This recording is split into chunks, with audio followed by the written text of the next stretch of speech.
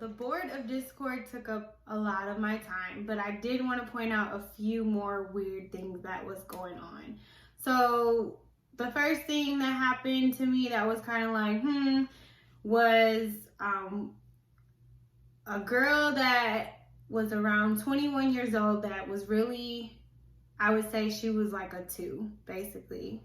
Her mom was a 1 and if you need the chart again, so mom was a 1, she was a 2. That was like maybe a dream household for me at the time.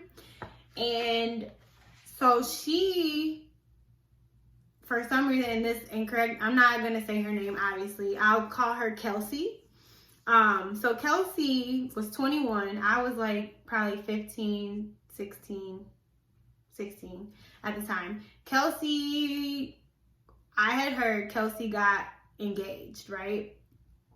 And it wasn't to anybody at the church. So, and so I was excited, like I love love. And my favorite movie before the honeymoon phase was Love and Basketball. So weddings, yes. And then this was like the first girl within our age group that was like, well, close to our age group that was getting married. So this was an exciting time. And so all of a sudden though, like I didn't see her anymore. Like they didn't announce her wedding, which usually they would announce the weddings, and they would have, they would say so-and-so is getting married, and they would stand both the male or the bride and the groom up.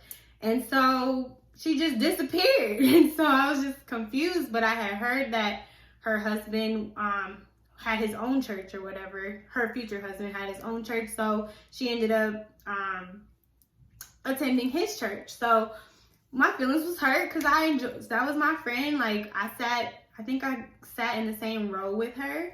And she was a super cute girl, super sweet, very stylish and things like that. So I was kind of confused.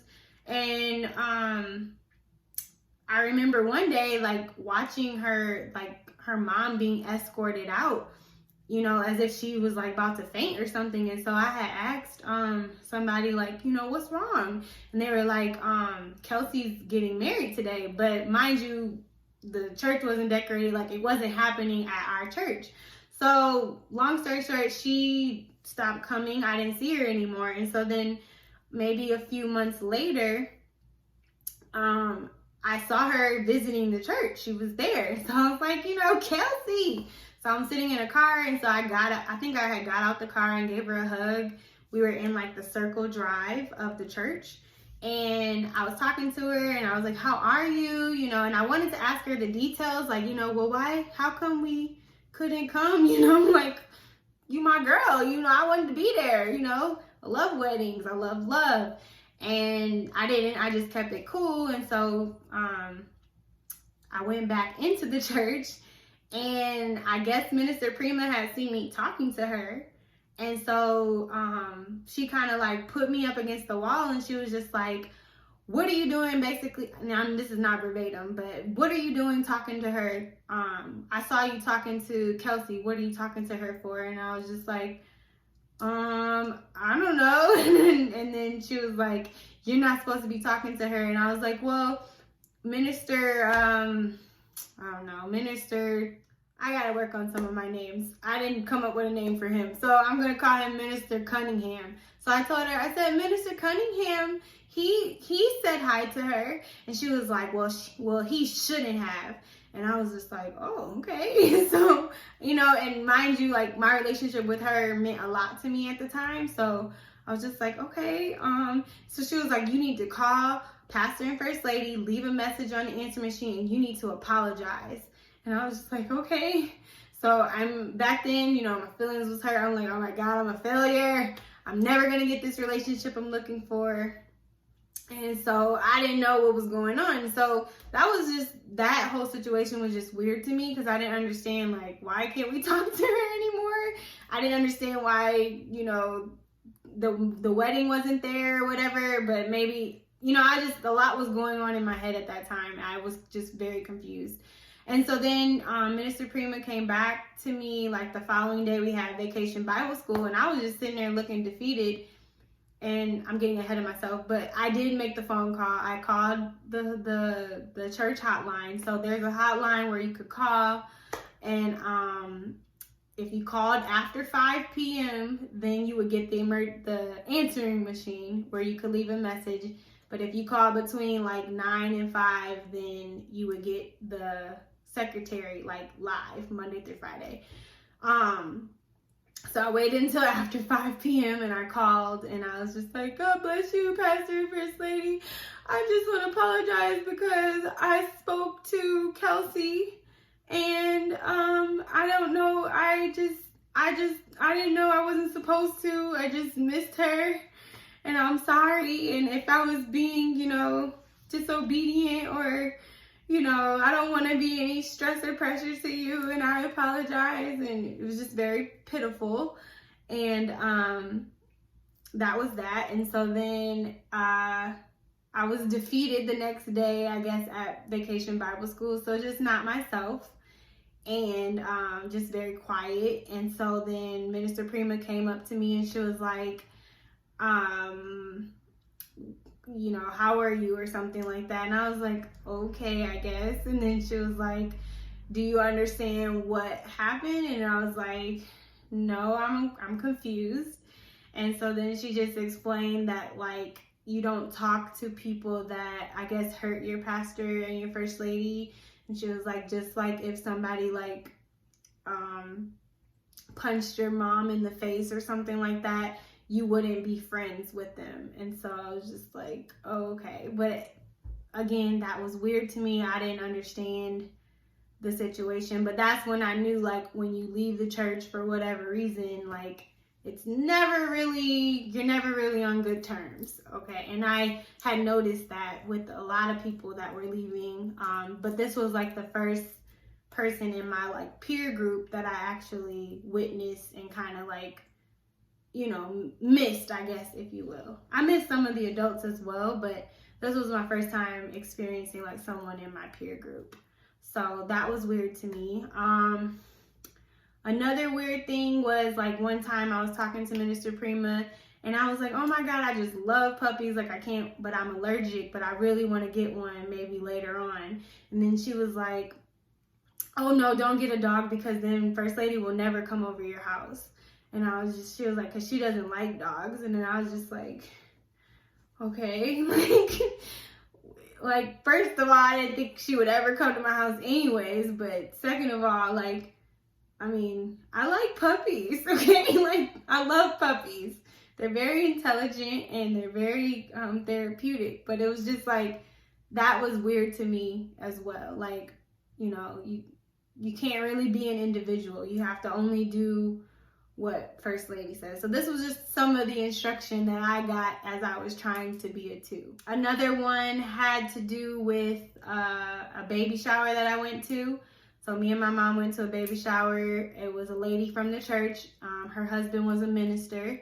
And it was really cute baby shower. And First Lady showed up and they had a chair for her. So you know how, like, in a baby shower, they have the mom sitting in like a special chair.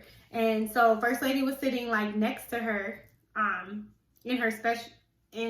next to the mother. It was still like in the front.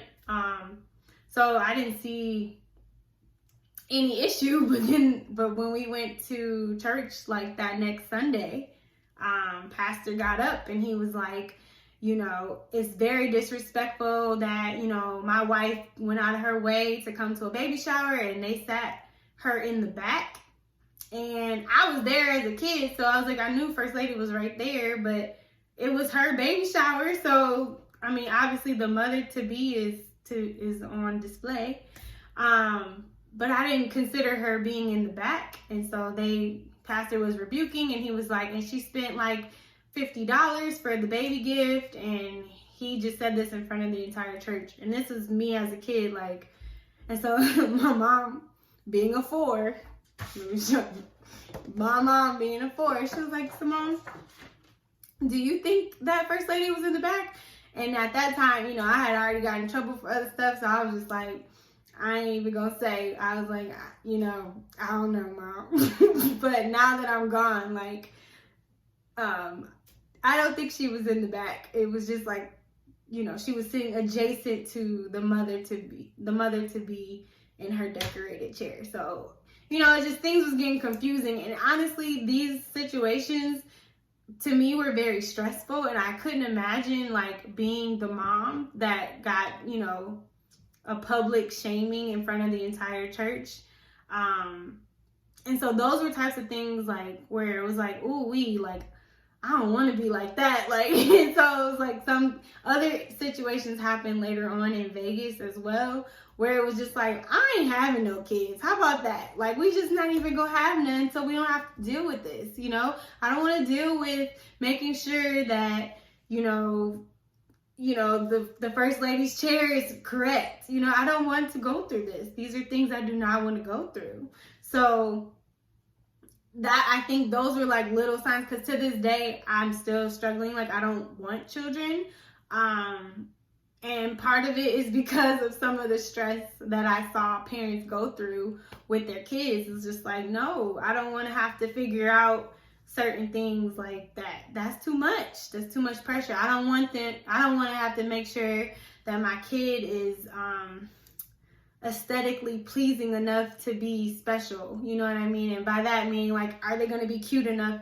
to be accepted? Because sometimes it seemed like being in that church, you definitely had to, very superficial, like you had to look a certain way to be like sort of accepted or whatever. But yes, so that was another weird thing. Again, I think I mentioned that Minister Prima didn't really like me too much, but we got closer as time progressed. As I continued to strive to be a 2, she kind of was like, I guess she's okay, I guess, but never really fully, because I was using my brain and thinking a lot, which I've always been an intellectual. Like, I graduated from high school with a 3.9, thank you, thank God.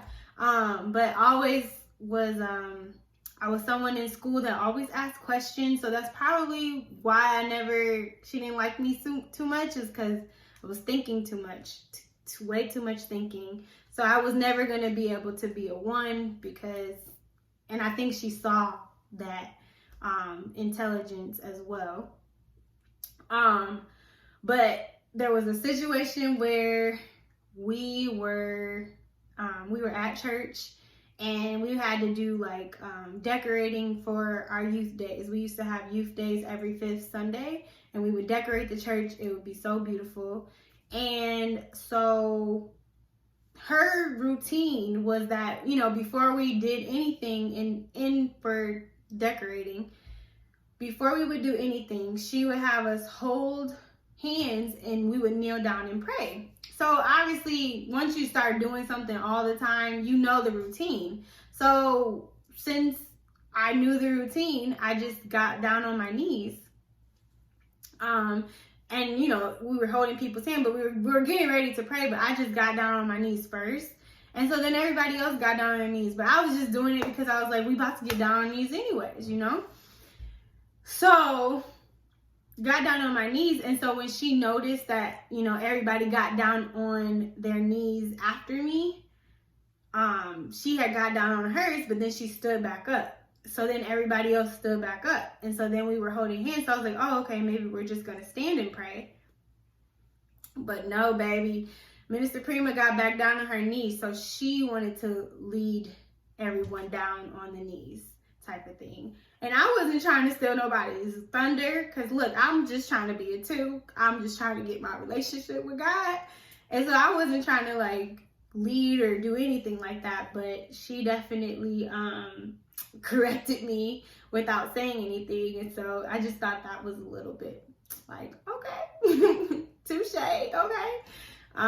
So yeah, she got down on her knees, and then everybody else got down on their knees. So I was just like, okay, another thing that happened strange. I became very active in the prayer meeting group for Everett High School. And we wanted to do something like a volunteer event that we were really active in volunteering. And so we wrote a proposal. She told us to write like a letter to pastor and first lady to see if we could do what we were asking. Maybe like, I don't know, some volunteer event. So I put in the letter, wrote this like very respectful letter, and I said, God bless you, pastor and first lady. God laid it on our hearts that we want to go and help foster children. I don't know. I don't remember exactly what event it was. And so I gave it to Minister Prima to review it. And she reviewed it. And when she gave it back to me, she had crossed off, God laid it on our hearts. She was like, this was really good. She was like, but just take this out right here. So I was just like, okay. So from that, she just made it very clear to me, God doesn't lay anything on your heart, you know, like that's only pastor and first lady. Now, she didn't say that, but why can't I say God laid it on our hearts? You know what I mean? So from that point on, I knew like, okay, God doesn't speak to you, Simone. He does not speak to you.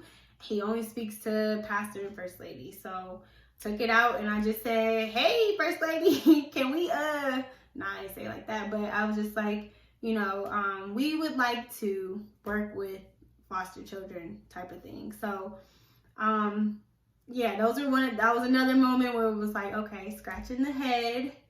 And then the last thing I'll talk about was how the teens became very divided. So we were very unified, and then all of a sudden there was this division. And so one day I think we probably went like tobogganing or something. We went sledding, which was so much fun. We went sledding as a group, and we were all in different cars, and I happened to be in a car with Minister Prima, dream come true at the time. And so we were in the car with her, and so we had left from the church, and so we were heading back to the church. But then, like, impromptu, we just went to one of her close friends' house, who was also a 2. So it was like maybe 5 or 6 of us. I still have pictures of the situation, and we were excited, you know, because we were like, oh, we get to do something else. So we stopped to her friend's house, and we made tacos, and we watched The Wiz. So that was a very like special moment, and I was excited. And so there was someone that called us because they were trying to figure out like, where's Minister Prima at? And like, I was like, Minister Prima, they're calling us to see like where we are. Now, mind you, it was like a smaller apartment, so it probably wasn't fit for a ton of people to be there. But this is where the division started happening. And so she didn't say anything. Like, she just kind of ignored, which she did very well. And I'll get to that another weird time. I'll get to that too. Oh, this is getting so long. But she just kind of ignored it. And I was like, okay, so it just seems like, you know, we're not supposed to say anything. So then, like, some of the other girls was like, oh my God, they keep calling us to find out where we are. And I was like, well, just ignore them like that. Because that was kind of like the vibe that I got from Minister Prima.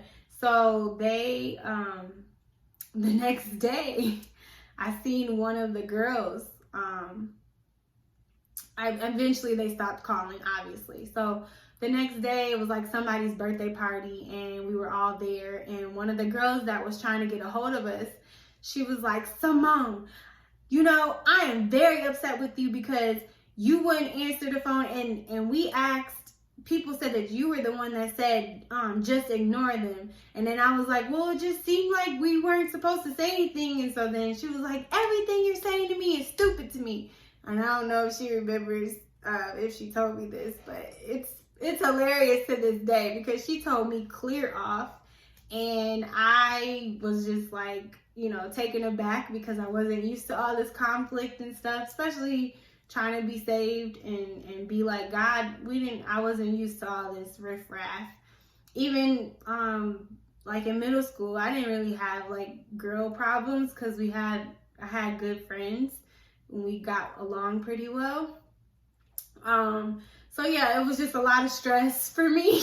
And I was just like, this is a lot. And so, yeah, from that day on, I was just like, you know what? I don't want to be a 2 no more. You know, like this is too much stress. Like if I don't want to be in a situation that's going to cause the rest of my friends or sisters in Christ to be upset with me. And so that situation literally made me like a 3. So I'm just like, you know what? I don't want to do this anymore. Like, and it wasn't like it was ongoing, but it was just, that was a lot for me. I don't like drama. And so, and I didn't like the fact that, you know, I had to say like, ignore them type of thing either. So I removed myself from the 2 mark and I was like, let me just be a 3. Seems to be a lot like peaceful in this area. So yes, that was another weird situation. I got so many weird things. I'm looking at this board over here and I have like all these sticky notes of weird times. Let's see. We had a lot of fundraisers. And so this is something I never noticed beforehand. Never noticed this, but we raised like $4,000 for Pastor and First Lady before. We had this big giant check that we gave them. We would do like fundraisers and like sell discount cards to neighbors and friends and family. They were like $10 a piece. And so some of the money would go to help us pay for our trip. And then the other part we would donate to Pastor and First Lady. We also bought them yellow diamond rings. Don't ask me where I got this money. I feel like it was definitely from, I worked part-time when I was a senior for the Michigan State Housing Development Authority. So it was a co-op program. So I went to school half of the day and I went to work the other half, which I really enjoyed that. It was really nice experience. So I had a little bit of change, but a lot of it we did fundraisers as well. So we bought them both yellow diamond rings, and then we also like bought them expensive gifts when it was their birthday and stuff. And so it dawned on me that they never, you know how like people who have money or people who are wealthy, like LeBron James and things like that, like they usually like give back to the youth somehow.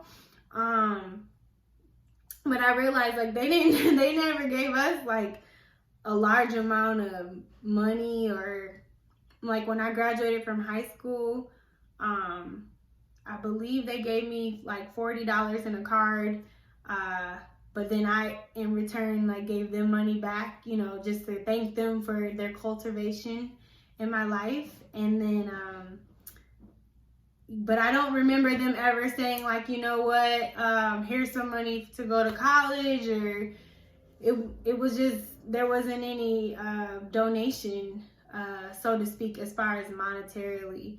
So I think that's kind of weird, because usually the people with money give, but we were the ones giving like the big gifts. Now they did give us, I do have something that they gave us. I still have it. It's cute. We got these little crosses. So we got to get these, but I don't remember them like ever giving us like something substantial as far as like the stuff that we would give them, which I'm still trying to figure out like, where do we get that money from? But a lot of it was from fundraisers and things. But Minister Prima made sure that we encouraged them and you know, kept them encouraged. Like that was our sole purpose. That was our cultivation. So recalling all this information is bringing up so many key points that I wanted to discuss that I didn't really put on my organizational board, but just a sidebar. So Minister Prima's purpose was encouraging her leaders, which were her parents, and so she made that our sole purpose too. So I wanted to point out that we never ever really talked about like, oh, you know, we have some seniors, like what do you guys want to do when you grow up, or what field do you want to pursue as you're exiting your high school years and things like that. And it was interesting to me that I was thinking about it and no one ever asked me that. A lot of our conversations would be, what do you want to do in the ministry? But it had nothing to do with a career. And I wish to this day maybe somebody would have talked to me about like salaries and things, because as we get further into the story, I honestly didn't really pick a career. Now my uncle, God rest his soul, I lost him this year, but he told me, you need to go to college. So because he was very instrumental in my life, like I knew I needed to go to college because he said so, and he just had always been pouring into me, so I trusted him. But I wish someone would have sat me down and like asked me or showed me like the different salaries of different careers and things like that. But a book that I read that was very instrumental in me when I finally left the church is this particular book. It's called The Female Brain, and it's by Dr. Luann Brizendine. I don't know if I'm saying that correctly, but it just talks about the different phases that the brain goes through. So it goes from like adolescent brain, teenage brain. It talks about the mommy brain, postpartum brain. And so reading this helped me not be bitter towards Minister Prima, because I realized that before I say that, a key thing that I learned from this book is that your prefrontal cortex, which is the front part of your brain, it's the part of your brain that is responsible for making decisions. And so the book states that the prefrontal cortex does not develop until you are like 24, 25. So they encourage people like, don't make any major decisions until like after you're 25. So like as far as like getting a tattoo or things like that, getting married and things like that. So this book helped me realize that Minister Prima was our team leader at age 21, so her brain hadn't fully developed yet. So, and then our brains hadn't fully developed either. So to be upset with her for certain things regarding like career and stuff like that, like, is erroneous, because no one was teaching her about a career. Basically, she had a career, and her career was being a minister. She was being paid to be a minister. So if no one was talking to her about having a career and things like that, then she wouldn't know to talk to us about that. So I'll give her a pass, for that. But there's some other stuff I'm not giving her a pass for. I'm just playing. But this book really helped me look at what I went through with a more educational lens, I guess. And so it helped me, I guess, have empathy for her in that particular sense. But I have a lot more weird times, and this video is long as well, and I'm tired. So I will finish up the rest of the weird times probably, let's say Saturday. I gotta give myself some time to rest. But if you guys have any questions, comments, leave them in the comment box. I really wanted to also just thank everyone for their comments and just the support, because this is not easy. And so all your comments and things really just make me feel loved and supported. And I hope that this does do well, and that it's helping some of you guys. But a lot of your stories are helping me put together pieces to my story. So I love you guys, and I appreciate you, and thank you so much for your time. Have a good night.